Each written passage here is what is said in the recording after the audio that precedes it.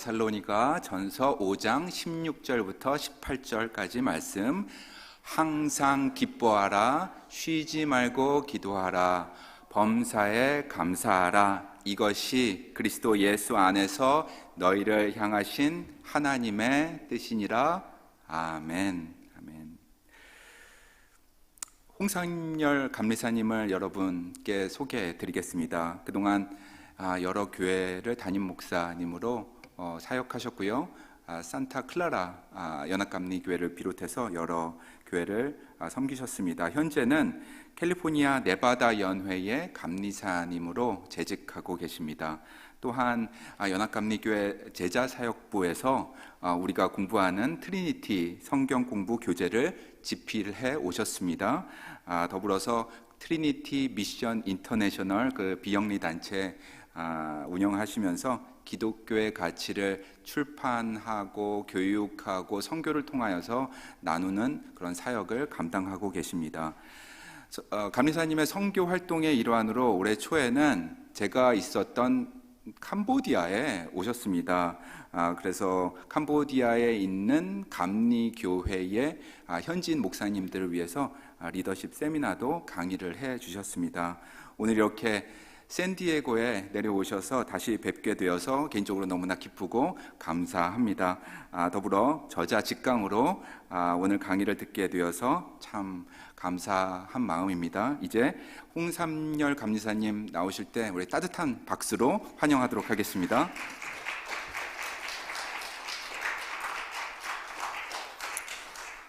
네, 감사합니다. 이렇게 우리 샌디에고 연합감리교회에 와서 또 여러분들 이렇게 실물로 뵙게 돼서 너무나 감사하게 생각합니다. 트리니티 교재의 제작과 운영을 담당하는 트리니티 제작팀이 매년 연차 회의를 하고 있는데요. 올해는 이곳 샌디에고에 와서 이제 회의를 진행하게 되었습니다. 그런데 마침 이순영 목사님께서 이렇게 오늘 트리니티 강의를 맡아달라고 부탁을 하셔서 그래서 감사한 마음으로 이 자리에 섰습니다. 트리니티와 관련해서 우리 샌디에고 교회는 저에게 큰 의미가 있습니다. 트리니티 교재를 집필하고 나서 미국 내 한인 교회들 사이의 교재를 이제 배포하기 시작했을 때 우리 샌디에고 교회가 이 트리니티 과정을 도입한 교회 중에 하나가 되었습니다. 그리고 현재는 이 샌디에고 교회가 전체 5년 과정을 한번 마치고 두 번째 과정을 시작한 유일한 그런 교회입니다. 그래서 너무나 감사드리고 곧 미국과 한국에서 전 과정을 마치고 두 번째 과정을 시작하는 교회들이 이제 막 나타나기 시작하는데요. 우리 샌디에고 교회가 첫 번째 선두주자라는 거 자부심을 가지시기를 바랍니다. 그리고 또 특히 감사한 것은 우리 샌디에고 교회에서 여러분의 등록금의 일부를 트리니티 비영리 재단을 위해서 후원금으로 내주십니다. 트리니티 활동을 위해서 귀중하게 사용하도록 하겠습니다. 저희는 현재 트리니티 비영리 재단 501C 재단을 만들어서 운영하고 있습니다. 현재로서는 성경 공부 교재를 만들고 그것을 배포하는 일, 운영하는 일, 그리고 한국과 선교지에서 트리니티 세미나를 기획하고 진행하는 일에 집중하고 있습니다. 그렇지만 앞으로는 교육 사업과 자선 사업으로 영역을 확장하려고 기도하면서 계획하고 있습니다. 여러분들 계속 기도해 주시고 후원을 부탁드립니다. 오늘 이 시간은 트리니티의 신약계관의 6번째 시간입니다. 고린도 전후서와 데살로니가 전후서를 공부합니다. 우리 성경에는 고린도 전후서가 나오고 그 위에 갈라디아서, 에베소서, 빌립보, 골로새, 그 다음에 데살로니가서가 나오는데 중간 서신들 이렇게 다 건너뛰고 고린도서와 데살로니가서를 한 과로 묶은 이유가 무엇일까요? 그 이유는 이 둘이 시간적으로, 시기적으로 가깝기 때문입니다. 갈라디아서는 교리적으로 로마서에 가장 가깝기 때문에, 그리고 골로새서는 비록 후기 서신이지만 역시 동일한 교리를 다루기 때문에 갈라디아서, 골로새서, 로마서를 함께 지난 5과에서 다루었습니다. 그리고 에베소서, 빌립보, 골로새, 이것은 옥중 서신이죠. 옥중서신은 그 후기서신이에요. 그래서 자연적으로 이 고린도서와 갈라디아서를 이렇게 한과로 묶게 되었습니다. 이 둘 중에 데살로니가 전후서를 먼저 다루게 되는데요. 그 이유는 시기적으로 약간 고린도서보다 앞서 있어요. 그래서 비록 고린도서가 성경에서는 먼저 나오지만은 시기적으로 데살로니가서가 조금 앞서 있기 때문에 먼저 이것을 다루게 됩니다. 데살로니가서에서 주장하는 가르치는 여러 가지 주제들이 있는데 가장 중요한 첫 번째 이 주제가 하나님의 뜻에 대한 것이죠. 그 성경 말씀을 암송을 하셨는데 하나님의 뜻 그것에 대해서 이렇게 설명했죠. 항상 기뻐하는 거, 쉬지 말고 기도하는 거, 범사에 감사하는 거. 이것은 우리가 어떤 일을 이루는 어떤 특별한 업적에 대한 얘기가 아니고 삶의 기본 태도, 신앙생활의 기본 인성, 그런 것에 대한 그런 얘기죠. 그 다음에 또 한 군데 하나님의 뜻에 대한 구절이 나오죠. 4장 3절이죠. 하나님의 뜻은 이것이니 너희의 거룩함이니라. 자, 우리가 이 하나님의 뜻을 이렇게 두 가지로 여기서 이제 설명을 하게 되는데 왜 여기서 하나님의 뜻을 이렇게 강조를 할까? 두 번씩이나 강조를 할까? 왜 그럴까? 그런 그 질문을 할 필요가 있습니다. 우리가 성경 말씀을 읽을 때 성경 말씀이니까 당연히 우리들이 받아들여야 되죠. 진리를 받아들여야 됩니다. 그런데 왜라는 질문을 항상 가지고 해야 돼요. 왜 이 시점에서 이런 말씀이 주어졌을까? 이 시대적 상황이 뭐길래 그 사람들이 어떤 고민을 하고 있길래 이런 질문이 이런 그 가르침이 있을까? 이것을 우리들이 질문을 해야 돼요. 왜냐하면 그 맥락을 이해해야 현재 우리의 맥락에 적용을 할 수 있기 때문이에요. 그런 맥락과 상관없이 옛날의 상황에 성경 말씀이 이렇게 되어 있기 때문에 현재 그대로 적용해야 된다. 그러면 그 잘못 적용하는 예가 굉장히 많습니다. 가령 레위기에 읽어보면 뭐 먹지 말라, 돼지고기도 먹지 말고 뭐 낙지도 먹지 말고 뭐 그런 거 먹지 말라는 거 많이 있어요. 성경 말씀이 이렇게 되어 있으니까 지금도 먹지 말아야지, 이렇게 나오면 안 되는 거죠. 그 당시에 왜 그랬을까? 그 맥락을 이해를 해야 돼요. 그리고 왜 특정 말씀을 그들에게 주어졌을까? 이걸 이해하면 현재 우리가 어떻게 해야 될지를 이해하게 되는 거예요. 그래서 여러분들 성경을 읽으실 때 왜라는 질문을 가지고 읽으실 필요가 있어요. 우리 믿는 사람들한테는 약간 두려움이 있어요. 성경 말씀을 그냥 있는 그대로 받아들여야 되는데 자꾸 왜라고 질문을 하면 혹시 잘못되지 않을까? 믿음이 없는 사람으로 비춰지지 않을까? 내가 혹시 믿음에서 떨어지는 사람이 될까? 그런 걱정이 있어요.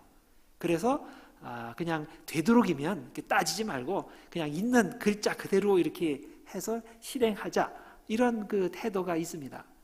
의도는 좋아요. 그런데 그것에 따르는 그런 그 위험성도 많이 있습니다. 그 점에 대해서 너무 걱정하지 마세요.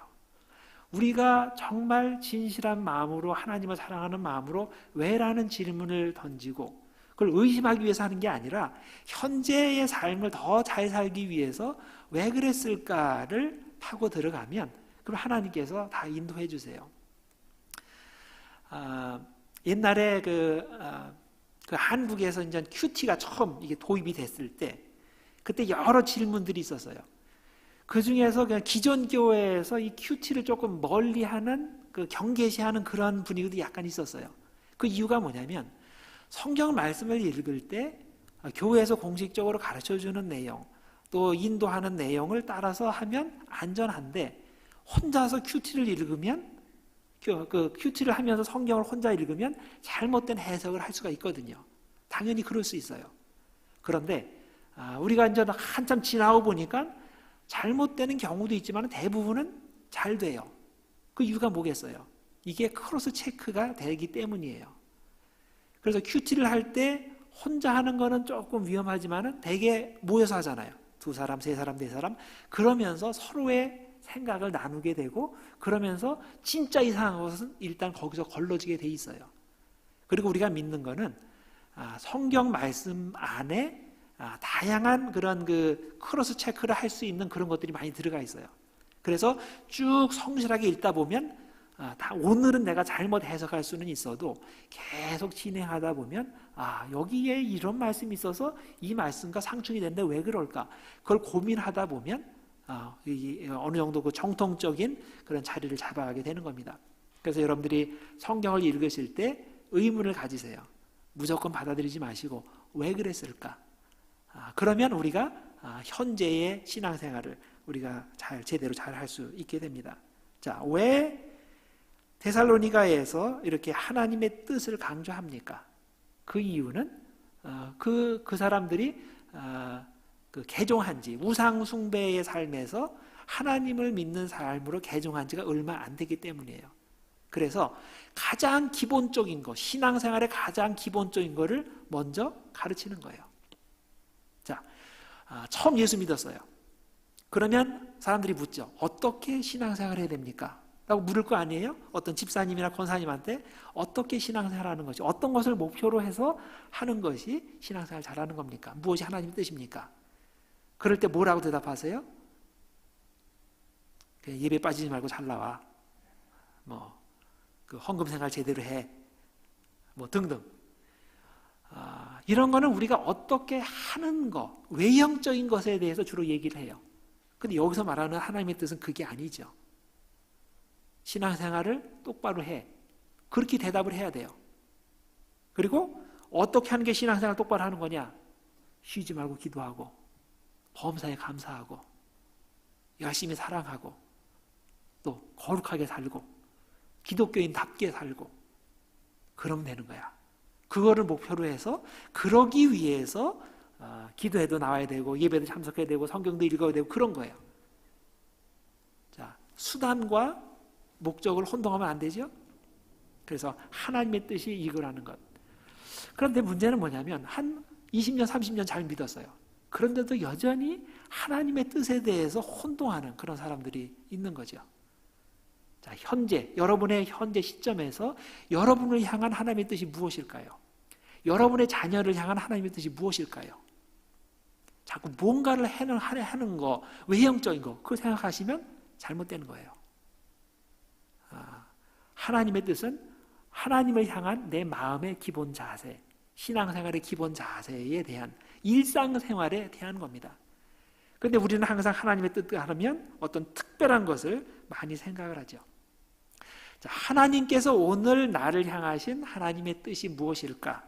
그럴 때 초점은 나에게 있어요? 하나님에게 있어요? 하나님에게 있죠. 우리는 자꾸 나에게 초점을 맞추고서 이걸 생각하려는 경향이 있습니다. 나를 중심으로 생각하면 안 돼요. 내가 하나님을 위해서 뭔가 이런 거 저런 거 위대한 일을 하는 거, 위대한 업적을 이루는 거, 하나님 관심 없어요. 하나님이 관심 있는 거는 하나님의 뜻을 오늘의 삶에, 내 일상생활에 어떻게 적용하면서 살고 있는지, 거기에 관심이 있으신 거예요. 요거에 초점을 맞추지 못하면 평생 신앙생활 길을 잘못 들게 되는 겁니다. 하나님의 뜻은 나의 내면의 사람에 대한 거예요. 속사람에 대한 거예요. 그리고 하나님과 사람에 대한 나의 기본 삶의 자세에 대한 겁니다. 그래서 그 불순종하고 자꾸 불평하고 이런 것이 심각한 문제인 것이 바로 이런 것 때문이에요. 따지고 보면 이스라엘 사람들이 광야 생활 지나면서 불평하는 거 당연하죠. 이집트에 살 때보다 먹는 거 없고, 맛있는 거 없고, 고기도 없고, 부추도 없고, 마늘도 없고, 당연하죠. 불평할 만해요. 신발도 많지 않고, 발도 아프고, 뜨겁고, 춥고, 당연해요. 불평해요. 그렇지만은 하나님의 뜻에 초점을 맞추었다면 불평하지 않았을 거예요. 왜? 불평이라는 것은 삶의 기본 태도가 잘못된 거죠. 여기 항상 기뻐하라 그랬는데 불평을 입에 달고 산다는 거, 이건 기독교인의 기본 자세가 안 돼 있는 거예요. 아무리 교회에 열심히 나와도, 아무리 신앙생활 열심히 하는 것 같아도 불평이 많이 나오는 사람은 신앙생활 자체가 잘못된 거예요. 왜? 하나님의 뜻의 기본도 안 돼 있기 때문이죠. 기본은 항상 기뻐하는 거예요. 쉬지 말고 기도하는 거예요. 하나님의 자녀대로 거룩하게 사는 겁니다. 그래서 로마서 12장 2절에도 하나님의 뜻에 대해서 똑같이 나오죠. 이 세대를 본받지 말아라. 마음을 새롭게 해서 변화받아라. 그래야 하나님의 선하시고 기뻐하시고 온전하신 뜻이 무엇인지 분별하는 거다. 이렇게 얘기를 하죠. 그래서 여러분들 하나님의 뜻에 대한 이야기를 할 때 절대 외형적인 것에 포커스를 맞추지 마시고 여러분의 내면에 포커스를 맞추시기 바랍니다. 제가 그 책에 보면 그 1등병에 대한 그런 내용을 적어 놓았습니다. 1등이 되면 좋은 거 아닌가? 당연히 좋죠. 그렇지만은 좋은 면도 있지만은 올바른 마음 자세가 안 된 상태에서 1등을 하면 부작용이 더 크게 돼요. 여러분들 머리 똑똑한 거 좋죠? 공부 잘하는 거 좋아요. 그런데 마음이 약간 삐뚤어지면 어떻게 돼요? 그 좋은 머리 가지고 사기를 많이 쳐요. 대형 사고들을 칩니다. 마찬가지예요. 우리가 1등 하는 거 좋은 거예요. 근데 그 1등 하는 능력과 머리를 가지고 마음이 약간 삐딱하게 돼서 나쁜 짓을 한다고 해봅시다. 그러면 수많은 사람들 다쳐요. 수많은 사람들이 해를 당합니다. 차라리 그러느니 조금 머리는 모자라도 똑바른 마음 자세를 가지고 있는 것이 훨씬 좋은 거예요. 이게 하나님의 뜻인 거예요. 여러분들 자녀들을 한번 생각해 봅시다. 머리는 아주 좋아요. 아주 그냥 테스트를 하면 탑 0.00001%에 들어. 근데 얘가 마음이 삐뚤어져 있어. 그 좋은 머리로 나쁜 짓 하고 다녀. 그럼 그 부모의 마음이 얼마나 아프겠어요. 그럴 때 부모가 생각하는 게 이거죠. 머리가 조금 모자랐다면 그러면 그렇게까지는 안 됐을 텐데. 그렇게 얘기하지 않겠어요? 하나님도 똑같이 우리한테 그러실 거라고. 얘가 조금 1등을 못했더라면 참 좋았을 것을. 그 1등 하는 머리로 이렇게 나쁜 짓을 많이 하니 이렇게 말씀하실 거라고요. 그러니까 여러분들 그래서 1등 못해도 좋습니다. 등수에 안 들어도 좋아요. 하나님의 뜻이 뭔지 똑바로 알고 그리고 그 뜻대로 순종하며 가면 하나님께서 가장 기뻐하십니다. 명심하시기 바랍니다. 하나님의 뜻은 하나님의 자녀로 거룩하게 사는 겁니다. 항상 기뻐하는 거예요. 쉬지 말고 기도하는 겁니다. 쉬지 말고 기도한다는 것은 하나님을 항상 의지한다는 말이죠. 그리고 범사에 감사하는 겁니다. 평범한 가운데서 구별된 삶을 사는 거지 내 분야에서 1등 하는 것이 하나님의 뜻이 아닙니다. 그래서 먼저 그래서 이제 신앙생활의 가장 중요한 그 시작 포인트, 어디에 마지막 목표점을 둘 것인가에 대한 하나님의 뜻에 대한 그런 내용이었습니다. 자, 두 번째 그 데살로니가 전서에서 가르치는 것은 임박한 종말론에 대한 겁니다. 자, 종말론 우리들이 잘 알고 있죠? 아무도 몰라요. 언제 예수님께서 오시는지 알지 못해요. 그럼 최선의 방법이 뭡니까? 언제 오시는지 그날을 아는 거, 미리 그 비법을 동원해 가지고 계산 방법을 동원해서 아는 것이 최선의 방법일까요? 그렇지 않죠? 평범한 시간에 일상생활에서 항상 준비된 삶을 사는 거, 이것이 가장 좋은 길이죠. 여기서는 그래서 그 성경에 여러 군데서 보면 그 도둑같이 오니까 항상 준비하고 있어라. 도둑을 제일 잘 방지하는 방법이 뭘까요? 시기를 아는 거예요? 언제 오는지? 아니죠? 평소에 문단속 잘하는 거예요. 평소에 조심하면 돼요. 자, 그건 안 하고 언제 오실지에 관심이 간다면 이 사람 참 잘못된 거죠. 여러분들 그 옛날 학창 시절로 돌아가면 그 벼락치기 공부라는 게 있죠. 평소에는 공부 안 하다가 그 며칠 전에 아니면 하루 전에 딱 열심히 공부를 하고 그러죠. 이거 답안지가 이게 눈에 이렇게 딱 이렇게 있는 것처럼 그렇게 하고서 그래 밤새도록 한 다음에 그래 시험 끝나면 다 없어지는 거, 다 사라지는 거. 그러면 이제 학문에 진부가 없는 거죠. 그 사람에게는. 자, 그런 사람은 관심이 언제 시험이 있는지, 그리고 어디에서 시험이 나오는지, 어디에 족보가 있는지, 이런 데 관심이 많아요. 이게 공부 못한다는 증거죠. 공부 잘하는 사람은 평소에 준비가 돼 있는 거예요. 그래서 다들 싫어하는 게 팝 퀴즈를 제일 싫어하죠. 갑자기 나타났는데 아무 준비 없는데 자, 오늘 한두 문제 시험이 있습니다. 그러면 이제 너무나 힘들어하죠. 예수님께서 오시는 것도 그런 거예요. 여러분들 이렇게 딱 오셨는데, 자, 이제 예수님께서 오십니다. 그리고 오시는 거예요. 언제 오신다고 예고를 안 하시고. 그래서 우리의 신앙의 정도가 어떤지를 이제 체크하는 가장 중요한 것은 내 평소의 상태예요. 평소의 상태에 예수님 맞을 준비가 되어 있는지 아닌지를 체크해 보시면 딱 맞아요. 예수님께서 언제 나에게 오셨으면 좋겠는가라고 한번 생각해 보세요. 이렇게 우리가 예배 드릴 때라든가 기도할 때라든가 이럴 때 오시고 딴 데 오시면 안 된다고 생각하면 그 사람은 믿음이 좋은 사람이 아니에요. 제대로 신앙생활하는 게 아니에요. 제대로 신앙생활하는 사람은 언제 오셔도 웰컴, 그런 태도가 되어 있어야 됩니다. 그래서 예수님의 재림에 대한 그 두 가지 잘못된 태도, 이단의 태도가 있습니다. 첫 번째는 특정 장소와 날짜에 예수님이 오신다고 생각하는 사람입니다. 예수님께서 임박했다고 하면서 내일 오신다 그러면 안 되니까 한 3년이나 5년 정도를 딱 제시해요. 곧 오신다. 근데 내가 계산을 해보니까 한 3년에서 5년 사이에 오실 거다. 자, 그러니까 어떻게 해야 돼요? 다 학교도 가지 말고 뭐도 하지 말고 다 여기 헌금해라. 그리고 그 전도를 열심히 해야 되니까 공장에 들어가서 열심히 일하고 그리고 전도만 해라. 이런 식으로 나오는 거예요. 만약에 30년 후에 오신다. 그러면 그렇게 특별히 이렇게 열심히 낼 필요가 없거든요. 그래서 이단들의 전형적인 수법은 급하다. 계산해 보니까 언제든지 오실 수 있지만은 그래도 3년에서 5년 사이에 오신다. 그럼 이제 5년 지나면 어떻게 해요? 내가 계산을 잘못했어.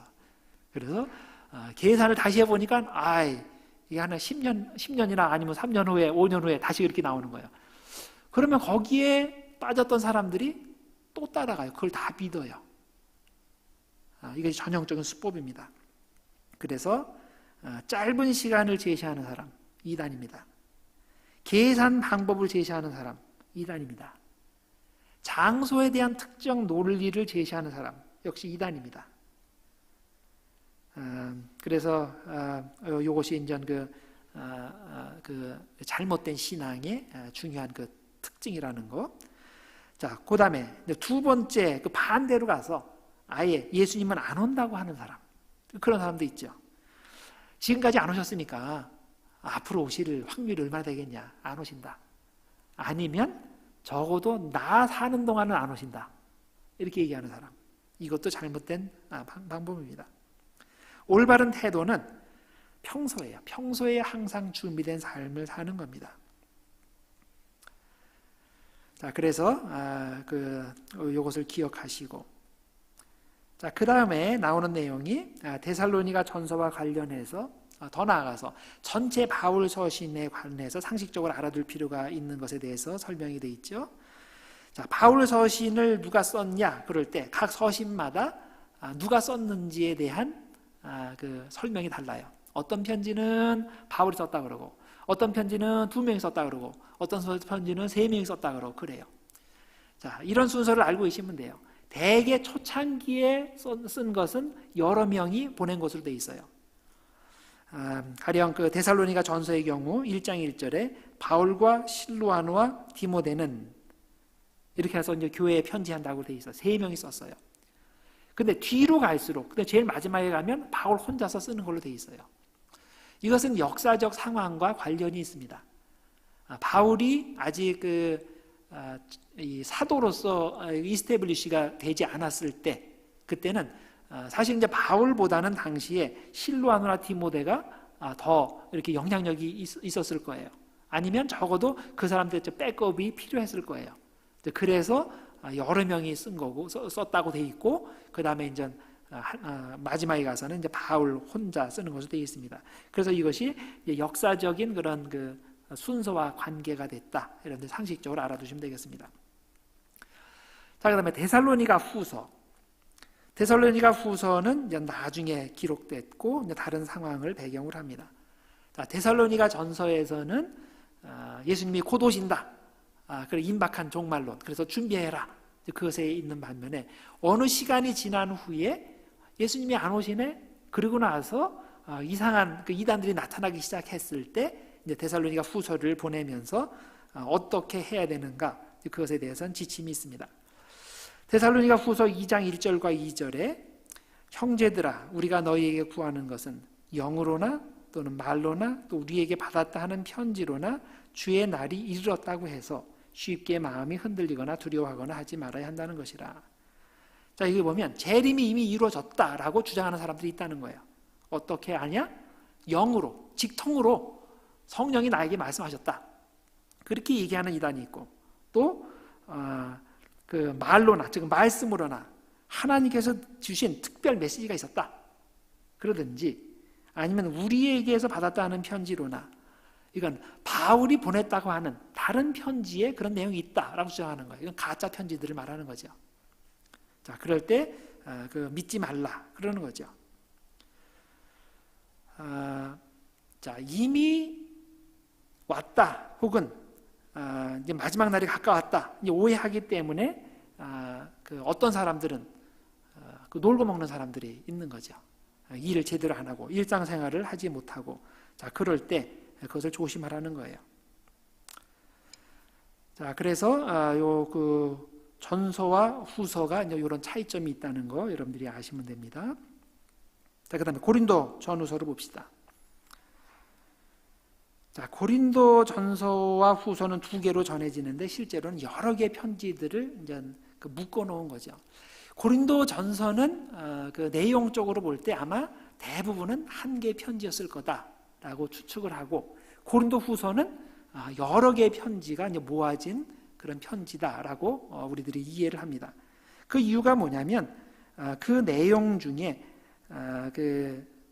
그 안에 이제 여러 가지 그 편지들이 오갔다는 그 정황들이 드러나기 때문이에요. 자, 예를 들어서 고린도전서 5장 9절에 보면 내가 너희에게 쓴 편지에 의하면이라는 그런 표현이 있어요.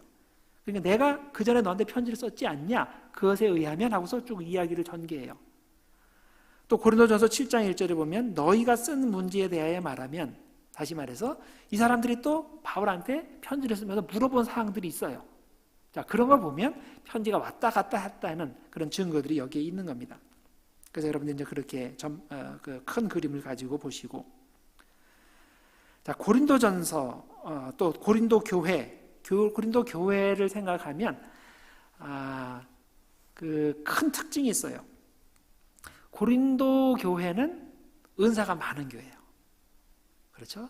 그 고린도전서 12장, 13장, 14장 이렇게 넘어가다 보면 뭐 그 각가지 신비한 은사들이 많이 있어요. 그런데 또 한 가지 특징은 뭐냐면 분쟁도 그렇게 많은 교회예요. 이게 참 미스터리인 거예요. 하나님의 은혜가 풍성한 교회, 은사가 풍성한 교회면 평안하게 하나님의 전도를 열심히 해야 되는데 이상하게 은사는 많은데 싸움도 많아요. 참 이상하죠? 왜 이런 일들이 벌어지게 될까요? 그 이유는 이 사람들이 그 원칙에 하나님께서 주신 은사의 원칙에 무지했기 때문이죠. 이 고린도 교회에 이제 여러 가지 이제 문제들이 있는데 두 가지 책에서 이제 두 가지를 이제 뽑아서 대표적으로 그 문제를 다루었습니다. 첫 번째로 다룬 문제는 뭐냐면 분열의 문제입니다. 1장과 2장에 나오는 문제죠. 고린도전서. 여러분들이 이미 신약개관 첫 번째 시간에 여러분들이 이것을 공부했을 겁니다. 고린도 교회의 신앙의 네 분파가 있었다 그랬죠. 바울파, 이 사람은 자유롭게 생각할 줄 아는 그런 진보주의자들이라고 이야기할 수 있습니다. 그 다음에 게바파, 베드로를 지지하는 파죠. 전통을 중시하는 보수주의, 트래디셔널리스트가 되는 거죠. 또 아볼로파, 이 사람들은 이제 철학적 사고를 중요하게 생각하는 일종의 지식인파, 인텔렉츄얼스가 되는 거죠. 그 다음에 그리스도파, 주님과의 직통 연결 강조하는 그 성령파. 자, 건강한 교회는 어떤 교회입니까? 신앙의 다양성을 인정하는 교회입니다. 그런데 건강하지 못한 교회는 자신의 신앙만이 옳다고 주장하고 자신의 그룹만이 옳다고 주장합니다. 내가 이해하는 성서 해석 방법이 이것이 진짜고 나머지는 다 가짜다. 내가 신앙생활하는 방식만이 진짜고 나머지는 다 가짜다. 자, 이렇게 주장을 해요. 자, 그러면서 문제가 일어나는 거예요. 아무리 하나님의 은사가 많아도 무슨 소용입니까? 다 이런 식으로 나만이 옳다고 내게 진짜라고 주장하니까 당연히 교회가 싸움이 있을 수밖에 없는 거예요. 그러니까 교회가 분열되는 거죠. 자, 그러면 그렇게 분열돼서 그렇게 따로따로 어디 갔다고 합시다. 그러면 그 문제가 또 안 생길까요? 똑같이 생겨요. 왜냐하면 어디를 가나 그런 똑같은 문제는 있기 마련이에요. 왜? 하나님의 교회는 다양하게 되는 것이 원래 하나님의 뜻이에요. 한번 생각해 보세요. 샌디에고에 나오는 모든 교인이 성격이나 말하는 거나 뭐 생각하는 거나 다 이순영 목사님하고 똑같아. 상상해 보세요. 그럼 얼마나 재미없겠어요. 그렇죠? 샌디에고 교인이 다에게 지금 아름답게 반주를 하시는 이분과 같이 그런 재능이 있어. 생김새도 그렇고 말하는 것도 그렇고 음악적 재능은 그렇고, 근데 미술적 재능은 젬병이에요. 아무것도 못해. 저것만 잘해. 모든 교인이 다 그래. 그럼 얼마나 힘들겠어요. 자, 샌디에고 교회의 교인들은 너무나 다양해요. 인텔렉츄얼도 있고 지식파도 있고 전통주의자도 있고 생각이 자유로운 사람도 있고 그 순복음파도 있고 성령과 직통하는 파도 있고 다양한 사람들이 모여 있는 것이 당연한 거예요. 그랬기 때문에 다양한 사람들에게 전도가 되는 거예요. 여러분들 아시죠? 의사가 많이 있는 그런 교회는 의사들이 많이 와요. 주재원들이 많이 있는 교회는 주재원들이 와요. 음악가들이 많은 교회는 음악가들이 와요. 왜? 그 사람들을 통해서 오는 거예요. 그래서 교회는 여러 종류의 사람들이 공존해야지 전도가 돼요. 만약에 한 종류의 사람들, 한 종류의 생각만 하는 사람들만 모였다면 그러면 그 교회의 부흥은 굉장히 제한적입니다. 그래서 이것이 원래 하나님께서 교회를 세우신 그 오리지널 포맷이 그거예요. 근데 이것이 불편하다고, 불편하죠. 내 식으로 다 해야 되는데 자꾸 딴 식으로 이 미니스트리가 진행이 되니까 내가 불편해요. 그렇지만 내가 불편하다고 하나님이 불편하신 게 아니에요. 하나님은 그게 오리지널 플랜인데 내가 불편하다고 내 식으로 해야 된다고 주장하면 그때 문제가 생기는 거예요. 그러면서 그 여러 가지 그 교회 발전에 이제 저해가 되는데 이 고린도 교회가 바로 딱 그 케이스인 겁니다. 그래서 교회의 모든 활동은 하나님께 유익이 되고 교회에 유익이 되어야 한다는 원칙, 이것이 지켜져야 됩니다. 절대로 어느 특정 인물이나 특정 그 계층이나 특정 그룹이나 특정 성향으로 뭉치면 안 돼요. 사실 우리가 보통 얘기를 할 때 그러죠. 내가 이렇게 하는 것이 다 교회 유익을 위해서, 하나님의 영광을 위해서 그렇게 한다라고 이야기를 합니다. 자, 많은 분들이 하나님의 영광을 위하여라는 표현을 사용하는데 저는 그럴 때마다 그렇게 말씀하신 분들 다시 한번 쳐다봅니다. 정말 그럴까? 정말 그가 하나님의 영광을 위해서 그런 말을 하고 그런 행동을 하는 것인가라고 다시 한번 쳐다봅니다. 어떤 분은 정말로 하나님의 영광을 위해서 말하고 행동하십니다.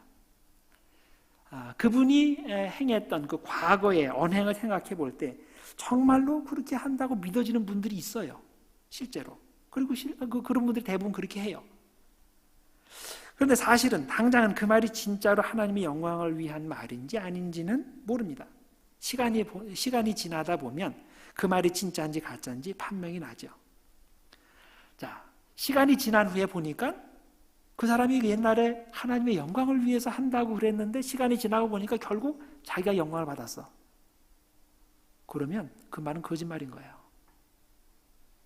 근데 딴 사람들은 다 안 믿었는데 이 사람이 나는 하나님의 영광을 위해서 한다라고 했어요. 시간이 지나다 보니까 실제로 그 사람은 영광을 안 받고 하나님의 영광을 받았어요. 교회 유익이 됐어요. 그러면 그 사람은 진짜인 거예요. 그래서 여러분들, 그래서 하나님의 영광을 위하여라는 말을 너무 흔하게 사용해서는 안 돼요. 섣불리 정말 하나님의 영광을 위하여 사는 사람은 이 말을 섣불리 하질 못해요. 근데 가짜들이 그런 말을 더 많이 하죠. 그래서 물론 제가 이렇게 말씀드린다고 해서 이 표현을 사용하지 말라는 말 아니에요. 많이 사용하세요. 그리고 많이 사용하셨다면 책임감 있게 정말로 그렇게 하세요. 그러면 정말로 하나님께서 영광을 받으십니다. 한국에 많은 교회들이 이제 지탄을 많이 받아요. 그래도 이제 미국은 그래도 이제 이민 오신 분들이 많기 때문에 자기가 옛날에 이민 왔을 때 그 교회에 상이 있어요. 그래서 되도록이면 그걸 지키려고 노력을 하시기 때문에 한국같이 그렇게 빨리 변하지는 않아요. 근데 현재 한국의 상황을 보면 정말 입에 담기도 부끄러운 일들이 많이 자행이 돼요.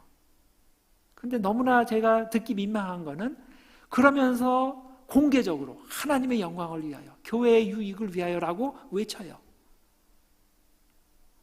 세상 사람들이 또 교회 안에 있는 사람들 마찬가지로 그것을 보면서 환멸을 느끼는 거예요.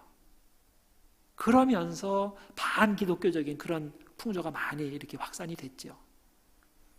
이게 참 비극적인 말입니다. 그래서 우리가 교회를 위해서, 주님을 위해서 어떤 말을 한다고 할 때, 행동을 한다고 할 때 정말 내가 누구를 신경 쓰는지 그걸 점검해 보셔야 됩니다. 내가 정말 하나님의 영광을 위해서 하나? 그러면 내가 이 일을 할 때 누구를 신경 쓰는지 생각을 해보세요. 하나님을 신경 쓰고 사는 건지, 아니면 아무개, 내가 이 말을 하면 싫어할 아무개를 신경 쓰면서 하는 건지, 아니면 내가 이 행동을 하면 아무개가 좋아하니까 그 사람을 신경 쓰면서 할지, 그거 생각해 보세요. 정말 하나님을 생각하면서 하나님의 눈을 의식하면서 한다면 그 사람은 정말 하나님의 영광을 위해서 교회의 유익을 위해서 하는 사람들이에요. 자, 이것을 우리 은사에 적용을 해봅시다. 하나님께서 나에게 이런 은사를 주셨어요. 그러면 정말 하나님의 영광을 위해서 은사를 사용한다면 그러면 별 문제가 없겠죠. 문제가 일어나는 건 뭐냐면 하나님께서 나에게 이런 은사를 주셨어요. 그렇기 때문에 나는 무슨 일이 있어도 이곳에서 은사를 사용해야 돼. 그러면 문제가 일어나요. 아직 때가 아닌데 그러면 하나님한테 물어봐야 돼요. 하나님, 나에게 이런 은사를 주셨습니다. 그럼 내가 이것을 사용해야 될까요? 언제 사용해야 될까요? 어떻게 사용해야 될까요? 사용해도 되나요? 이렇게 물어봐야 돼요. 물어보지 않고 하나님께서 나에게 이런 은사를 주신 것은 사용하라고 주신 거야. 그러니까 나는 반드시 사용해야 돼. 이것을 거부하는 사람들은 다 나의 적이야. 다 사탄들이야. 다 없애버려야 돼. 이렇게 나오니까 교회에 문제가 되는 거예요. 제가 옛날에 LA 쪽에서 목회할 때 이런 일이 있었어요. 어떤 새신자가 오셨어요. 제가 목회하던 데는 LA 시내에서 한 30분이면 이렇게 드라이브해서 올 수 있는 그런 거리인데, 그래서 LA는 교회들이 많으니까 많이 돌아다녀요. 이 교회에서 문제 일으키면 딴 교회 가고 이렇게 계속 돌아다녀요. 대개는 LA에서 문제가 있으면 LA 안에서 돌아다녀요. 근데 이 사람은 LA에서 저 있는 데까지 온 거예요. 30분 드라이브 해가지고. 그러면 약간 문제가 더 크겠죠? 어쨌든 이분이 딱 이렇게 새로 오셨으니까 이제 목사랑 얘기하면서 악수도 하고 뭐 이렇게 하시는데, 이분이 목사를 만나서 첫 번째 하시는 말씀이 뭐였냐면, 목사님, 저는 찬양을 인도하는 은사가 있는 사람입니다. 이렇게 얘기를 했어요. 그 말을 들었을 때 제 가슴이 철컥 내려앉았어요. 우리 교회에서 찬양 인도하고 싶다는 얘기 아니에요. 이미 잘하고 있는데 이 사람 어떡하라고. 아니나 다를까 그분이 오셔서 이런저런 그 분야의 문제를 많이 일으키셨어요. 교회에 이런 분들이 많으면 안 돼요. 그러면 목사님이 심장병 걸려요. 아니 위장병 걸리든지. 맞아요. 하나님께서 은사를 주셨으면 은사를 사용하러 주신 거예요. 근데 은사 사용의 원칙을 똑바로 알고서 이것을 사용해야 되는 겁니다. 자, 여러 가지 은사 사용에 대한 그 원칙이 있어요.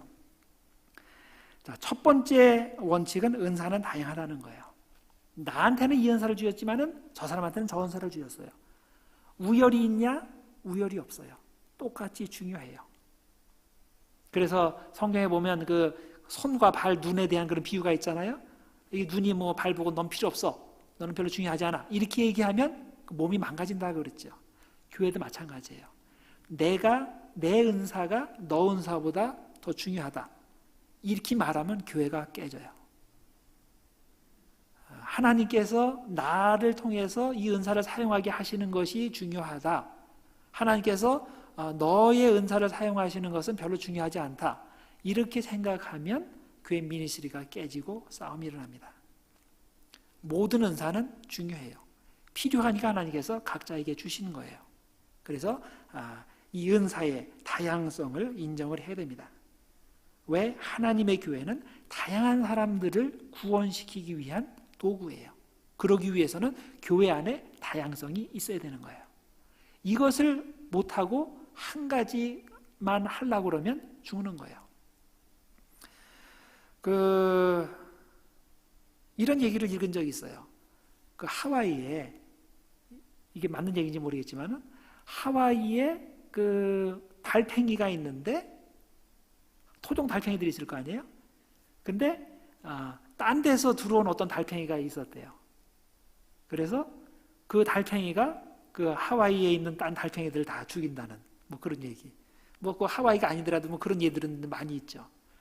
또 보통 그 바나나 농사를 하게 될 때 그때 그 경제적으로 그 수지 타산이 막기 위해서는 한 종류 바나나만 쫙 심어야 되죠.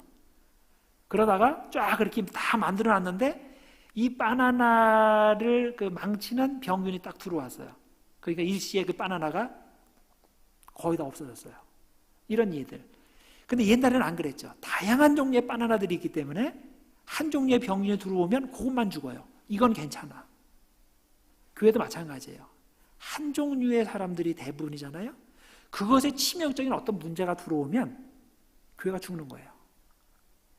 근데 교회에 다양한 종류의 사람들이 있고 다양한 탤런트들이 잘 운영되고 있어요. 그런데 어떤 때는 이 달란트를 사용하면 안 되는 때가 있어요. 근데 모든 사람들이 이 달란트만 가지고 있어. 그러면 그 교회는 죽는 거예요. 근데 다양한 종류의 달란트가 있는데 마침 요거는 사용 못하게 돼 있어. 그럼 나머지는 다 사용할 수 있어요. 그러면 이것과 상관없이 교회는 계속 부흥할 수밖에 없는 겁니다. 여러분들이 이런 메커니즘을 잘 이해하실 필요가 있습니다. 자, 두 번째 원칙. 첫 번째 원칙은 다양하다. 두 번째 원칙은 모든 은사는 교회의 덕을 세우기 위해서 사용되어야 된다. 교회의 덕, 하나님께 영광. 이게 가장 중요한 원칙입니다. 교회는 여러분들의 자아 실현의 장소가 아니에요. 여러분들의 달란트를 사용해야만 하는 장소가 아니에요. 여기에 착각하시면 안 돼요. 교회는 하나님의 영광을 위한 장소입니다. 그리고 우리가 하는 모든 행동, 언행은 교회의 덕이 되는 방향으로 해야 돼요. 만약에 교회의 덕이 되지 않으면 하지 말아야 돼요. 사용하지 않는 게 하나님의 뜻입니다. 제가 이런 경험이 있어요. 어떤 분이 목사가 됐어요. 목사가 돼서 어느 교회 파송을 받아서 이제 사역을 하는데 이분은 정말 그 목사 되기 전에 프로페셔널 싱어였어요. 기타도 잘하고 목소리도 좋고 잘해요. 그런데 그분이 어느 교회 파송이 돼서 자기가 이걸 하기 시작한 거예요. 어떻게 됐겠어요? 그 분야에 일하던 사람들은 싹 죽었어요. 그래서 목회자로서 사실 목사가 신경 써서 하면 빨리 더 잘하는 분야들이 많이 있어요. 아니면 사모님이 더 잘하는 분야들이 있어요. 근데 그 두 분이 내가 더 잘한다고 직접 들어가서 그 일을 하기 시작하면 거기서 지금 자라나야 되는 그런 섹터가 다 죽어버리는 거예요. 마찬가지예요. 장로님, 권사님들 어떤 그 진짜 재능 있으신 분들, 여러분들만 하고서 여러분들이 죽으면 그 펑션은 다 죽는 걸 원치 않죠. 그렇다면 여러분들이 잘하고 있는 그 분야, 탤런트가 있는 분야가 있어도 다른 사람들을 봐야 돼요. 좀 나보다 못하지만은 그런 분야의 사람들이 잘 탤런트를 개발할 수 있도록 자기가 배려를 해줘야 돼요. 자리도 마련해주고 그런 사람들한테 어떤 때는 자기가 뒤로 물러서서 이렇게 뒤에서 도와주기도 하고, 이래야 자기가 진짜 잘하는 그 분야가 계속 지속이 될 수 있는 겁니다. 그래서 어떻게 하면 내 은사가 교회에 득이 될까, 하나님께 영광이 될까, 이것을 먼저 생각하셔야 됩니다. 그래야 교회가 갈라지지 않고 온전하게 서갈 수 있습니다. 자, 세 번째 원칙은 은사는 교회 질서에 따라 사용해야 된다는 거예요. 이 고린도전서 14장 거기에 보면 이제 방언과 예언에 대한 그런 내용이 나오죠. 자, 요즘도 가끔 그런 사람들이 있긴 한데 모든 은사 중에서 방언이 제일 중요하다 이렇게 얘기하는 사람이 있어요. 또 내가 방언 받았다 그러면 막 그냥 이렇게 으쓱하면서 하는 사람이 있어요. 근데 방언이 제일 중요한 은사가 아니에요. 그렇게 따지자면 원래 은사는 랭킹이 없지만은 하도 그런 사람들이 있으니까 랭킹을 매기자면 예언의 은사가 더 중요하다는 거예요. 왜? 교회에 득이 되니까.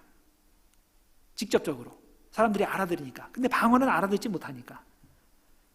그래서 이것이 큰 교회의 질서에 대한 그런 얘기가 되는 겁니다.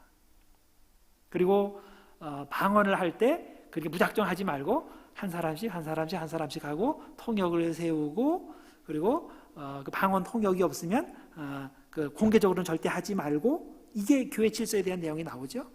예언도 한꺼번에 하지 말고 한 사람 하고, 그 다음에 한 사람이 예언하는 중에 하나님께 다른 예언을 주시면 먼저 하는 것은 그치고 두 번째 예언하는 사람 올리고, 이런 거. 이게 프로시저, 그 질서에 대한 그런 내용인데, 은사 사용에 있어서 반드시 이 질서를 지켜야 되는 거예요. 질서를 지키지 않으면 미니스트리가 무너집니다. 자, 그 다음 이것과 관련해서 고린도전서 13장에 이제 사랑의 장을 다루었죠. 사랑의 장, 이게 12장과 14장 이제 중간에 있는 거죠. 왜 은사 이야기를 쭉 하면서 이 13장에 사랑을 놨을까? 그 이유는 사랑이 가장 중요한 은사이기 때문이죠. 그래서 그 12장 이제 마지막 절에 31절에 너희는 더욱 큰 은사를 사모하라. 그리고 내가 또한 가장 좋은 길을 너희에게 보이리라. 그러고서 13장 사랑의 장으로 넘어가는 거예요. 그래서 사랑이 가장 중요한 은사라는 것을 여러분들이 명심하시기 바랍니다. 어떤 사람은 그렇게 말해요. 누구는 이런 은사가 있고 누구는 이런 은사가 있는데 나는 아무 은사가 없습니다. 그렇지 않아요. 그런 것과 상관없이 가장 중요한 은사를 여러분들이 가지실 수 있어요. 그건 사랑의 은사입니다. 사랑의 은사, 남을 격려하고 세워주고 사랑하고 긍휼히 여기고, 그러면 그것이 가장 큰 은사예요. 사랑이 너무 풍성하기 때문에 싸움이 일어나서 교회가 무너졌다, 그런 일 보셨어요? 없어요. 근데 어떤 그 믿음의 능력을 가진 사람이 능력은 좋은데 그것 때문에 교회가 갈라졌다? 많아요. 방언의 은사, 예언의 은사가 아주 풍성한데 그래서 그거 잘못했다가 교회가 갈라졌다? 많아요. 근데 긍휼의 마음이 너무나 많아가지고 교회가 갈라졌다? 이런 건 없어요. 여러분들 주변에도 보면 문제아들 많죠. 마음에 안 드는 사람 있어요. 꼭 있어요. 가까운 사람도 있고 먼 사람도 있고. 자, 그럴 때 그 사람을 바라볼 때 어떤 마음이 먼저 들어요? 진짜 긍휼의 마음이 들어요? 하나님의 눈으로 바라보면 긍휼의 마음이 먼저 들 거예요. 근데 그게 아니라 아주 그냥 사라져버렸으면 좋다, 아니면 뭐 아주 너무너무 미움의 마음, 이런 것이 있다면 좀 마음을 그 하나님 앞에 자기가 아직 좀 덜 된 겁니다. 여러분들 우리 이순영 목사님도 계시지만은 목사가 여러분들을 바라볼 때 저 사람 우리 교회 안 나왔으면 좋겠다, 그렇게 목사가 생각하고 있으면 상대방이 그걸 알까요? 모를까요? 그런 거 안 해봐서 몰라요? 알아요. 아주 귀신같이 알아요, 그거는. 그러면 그 사람은 점점 멀어지는 거예요. 그래서 목사가 모든 사람들을 바라볼 때 불쌍히 여기는 마음, 긍휼의 마음이 있을 수밖에 없는 거예요. 우리 장로님, 권사님, 또 여러 그 직분을 맡으신 분들, 여러 동료 교인들을 볼 때, 문제아들을 볼 때 긍휼의 마음이 있어야 돼요. 그게 없으면 교회가 부흥하지 못해요. 제가 옛날에 있던 교회에 이런 일이 있었어요. 새 교우가 지금 오고 싶어 해. 그래서 이렇게 끼웃끼웃하다가 이렇게 들어와서 딱 앉았어요. 근데 그날 예배 드리고 나서 그분이 저에게 이런 말을 하고 가셨어요. 목사님, 나 이 교회 너무너무 오고 싶은데 근데 제 뒤에 누가 쏘아보는 그런 느낌이 있어가지고 못 앉아 있겠어요. 얼마나 비참한 겁니까? 하나님께서 보실 때 모든 영혼이 다 귀중하고 다 구원받고 그래야 되는데 뒤에서 저 사람은 문제이기 때문에 우리 교회 나오면 안 돼라고 자꾸 쏘아보는 게 뒷머리에 느껴진다는 게 얼마나 비참한 상황입니까? 그러면 안 돼요. 알아요, 그걸. 말 안 해도 알아. 그래서 우리 샌디에고 교회의 부흥의 비결은 여러분들에게 있어요. 얼마나 내가 사랑의 은사를 받아서 사랑의 은사를 실천할까? 여기에 달려있는 겁니다. 사랑의 은사가 많으면 하나님께서 그것을 통해서 가장 크게 역사하십니다. 그래서 사랑의 은사를 받기 위해서 여러분들 기도하시기 바랍니다. 더 큰 은사를 사모하라 그랬잖아요. 방언의 은사 좋아요. 병 고치는 은사 좋아요. 전도의 은사 좋아요. 설교의 은사, 가르치는 은사 다 좋아요. 믿음 행하는 거 좋습니다. 근데 그것보다 더 중요한 것이 사랑의 은사예요. 그래서 하나님의 마음을 내게 주십시오. 사랑의 은사를 위해서 간구하시기 바랍니다. 이걸 가지면 여러분의 가정의 문제가 해결이 돼요. 자녀의 문제, 여러분들 직장의 동료의 문제, 교회의 문제, 이런 문제들이 해결됩니다. 자, 그 다음에 고린도후서에 보면 그 바울이 그 자신을 변호하는 그런 내용들이 나옵니다. 여러분들 그 바울 그 초상화를 그린 그런 성화들이 많이 있잖아요. 그 공통점들이 뭐예요? 바울은 대머리예요, 대머리. 그래서 성화들을 쭉 보는데 대머리가 있다. 그 사람 바울이에요. 그렇게 하시면 특별합니다. 이 바울에 대한 바울이 정말 어떻게 생겼는지는 몰라요. 그런데 이제 옛날에 그 문서를 보면 이 바울이 뭐 키는 작고 대머리에 눈썹은 붓고 뭐 이런 종류의 여러 가지 설명들이 있는데 이거는 뭐냐면 잘생기지 못했다. 별로 호감 가는 얼굴 형태가 아니다. 이게 초점인 거예요. 근데 바울의 사도권을 공격하는 사람들은 뭘 갖고 공격하겠어요? 그거 갖고 공격하는 거예요. 바울은 글 쓰는 거는 잘 쓰는데 실제로 만나보면 별 볼 일 없다. 그 얘기예요.